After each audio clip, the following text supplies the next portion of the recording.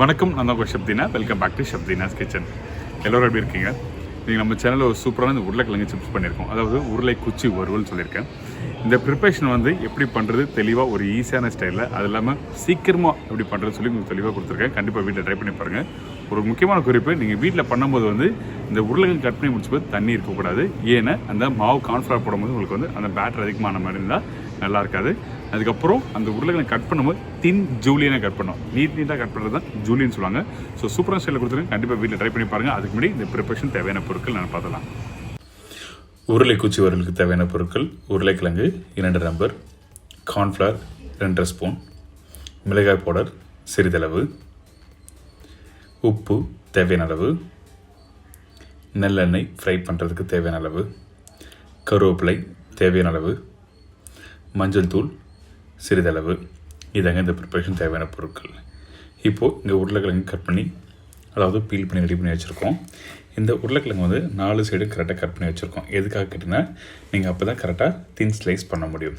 First தின் slice பண்ணால் தான் வந்து அதுக்கப்புறம் ஜூலியன் கட் பண்ண முடியும். ஸோ அதனால் ஃபஸ்ட்டு இது மாதிரி 4 சைடு கட் பண்ணிட்டு இதே மாதிரி நீங்கள் தின் ஸ்லைஸ் பண்ணுங்கள். தின் ஸ்லைஸ் முடிச்ச பிறகு அந்த கடைசி பகுதி இருக்குதுங்களா, அந்த கடைசி பகுதி எடுத்துருங்க. அதே மாதிரி மின் பகுதியும் எடுத்துடும். எதுக்காக கேட்டிங்கன்னா, அப்போ தான் உங்களுக்கு வந்து கரெக்டாக வந்து தின் ஸ்லைஸ் பண்ணி வச்சுருக்க அந்த உருளைக்கிழங்கு கரெக்டாக ஜூலியன் பண்ண முடியும். அதாவது நீட்டாக தின்னாக கட் பண்ணுறதுக்கு பேர் தான் ஜூலின்னு சொல்லுவாங்க. ஸோ அதனால் வந்து இப்போது இந்த தின் ஜூலியன் கட் பண்ண போகிறோம். இப்போ இதுக்கப்புறம் வந்து அந்த உருளைக்கிழங்கு வந்து பாருங்கள் கரெக்டாக வந்து 1 by 1 அரேஞ்ச் பண்ணி வச்சுருப்போம். இதுக்கு பிறகு இந்த உருளைக்கிழங்கு நீங்கள் கத்தி வந்து மேல் பகுதியிலையும் கீழ் பகுதி வந்து நீங்கள் நீட்டாக கட் பண்ணணும். ஸோ அதே மாதிரி இப்போ தின் ஜூலியனை கட் பண்ணுறோம் பாருங்களேன். இப்போ நீங்கள் வீட்டில் கட் பண்ணும்போது இது மாதிரி ஃபாஸ்ட்டாக பண்ண முடியாது. ஒரு 2-3 வாட்டி நீங்கள் ட்ரை பண்ணால் மட்டும்தான் பண்ண முடியும். அதே டைமில் நீங்கள் சேஃபாக கட் பண்ணணும். ஸோ இப்போ கட் பண்ணி முடித்த பிறகு நார்மல் வீட்டில் இருக்க தண்ணி பார்த்தீங்கன்னா சில் தண்ணி, அந்த சில் தண்ணியில் வந்து ஜஸ்ட் ஒரு 5 minutes போட்டு எடுத்திங்கன்னா உங்களுக்கு வந்து அந்த உருளைக்கிழங்கு வந்து நல்லா கிறிஸ்பி ஆகிடும். அதுக்கப்புறம் வந்து ஃப்ரை பண்ண ஆரம்பிக்கலாம். இப்போ ரெடி ஆகிடுச்சு. தின் ஜூலியன் பண்ணி முடிச்சது தண்ணியில் போட்டு எடுத்திங்கன்னா உங்களுக்கு ட்ரை ஆகிடும். அதுக்கப்புறம் நல்லா ட்ரை பண்ணிட்டு தான் இந்த பவுலில் ஆட் பண்ணணும். ஏன் கேட்டிங்கன்னா, கொஞ்சம் தண்ணி இருந்தால் கூட அந்த மசாலாவை மிக்ஸ் பண்ணும்போது என்னென்னா உங்களுக்கு பேட்டர் ஆகும். பேட்டர் மாதிரி இருந்ததுன்னா உங்களுக்கு வீட்டில் எப்படி பஜ்ஜி மூவ் பண்ணீங்களோ அது மாதிரி உங்களுக்கு ஃப்ரை பண்ணி எடுத்த பிறகு சாகி ஆகிடும். ஸோ அதனால் நீங்கள் நல்லா ட்ரை பண்ணிவிட்டு அதுக்கப்புறம் இந்த பவுலில் ஆட் பண்ணுங்க. மஞ்சத்தூள், கார்ன்ஃப்ளவர் 2 ஸ்பூன் இப்போ ஆட் பண்ணுறோம்.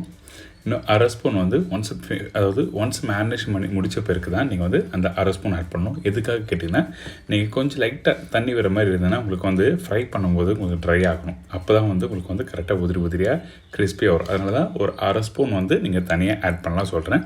இப்போ 2 ஸ்பூன் கார்ன்ஃப்ளவர் ஆட் பண்ணியிருக்கோம். இப்போ கார்ன்ஃப்ளவர் ஆட் பண்ணி முடித்த பிறகு மிளகாய் பவுடர், உப்பு, கருவேப்பிலை. இப்போது இந்த ஸ்பைசஸ் பவுடர், சால்ட்டு, கருவேப்பிலை எல்லாம் ஆட் பண்ண பிறகு தண்ணி சுத்தமாக இருக்கக்கூடாது.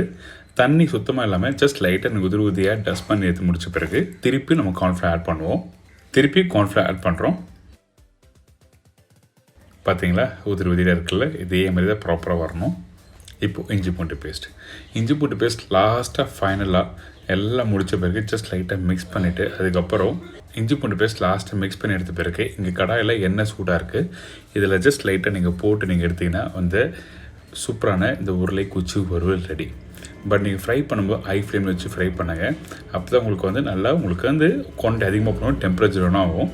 டவுன் ஆச்சுன்னா உங்களுக்கு வந்து சாகி ஆகிடும். ஸோ அதனால் வந்து கொஞ்சம் நல்லா ஹை ஃப்ளேம் வச்சு ஃப்ரை பண்ணுங்கள். இப்போ வந்து ஆஃப்டர்னில் ரெடியாக இருக்குது. இன்னும் கொஞ்சம் நல்லா ஃப்ரை ஆகணும்.